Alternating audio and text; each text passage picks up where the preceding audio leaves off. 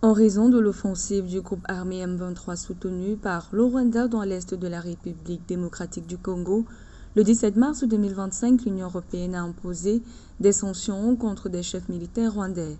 L'Union européenne, pressée notamment par la Belgique, a adopté des sanctions qui prévoient ainsi un gel des avoirs dans l'Union européenne et l'interdiction des autorités rwandaises de se rendre à l'Union européenne.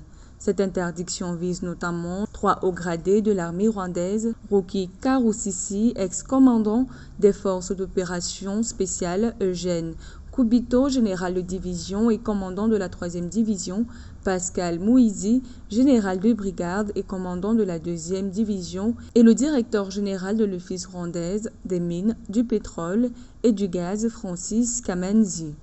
Parce qu'en réalité, cette guerre, c'est l'M23, c'est pas l'M23 qui fait la guerre, c'est l'armée rwandaise. Au mépris de tout ce qui a été convenu, a continué son initiative. Et de ces points de vue, nous avons vu ce qui s'est passé à Goma, notamment les carnages avec plus de 8500 morts, d'après les chiffres du ministère de la Santé.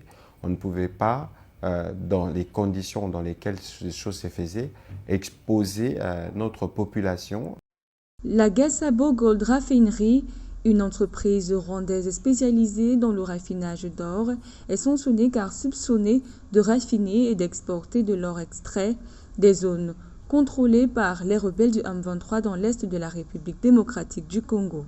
Les sanctions qui sont tombées ne sont pas encore, de notre point de vue, suffisantes pour permettre l'application de la résolution du 2773 du Conseil de sécurité, qui exige clairement au Rwanda de quitter toutes affaires cessantes, l'Est de la RDC.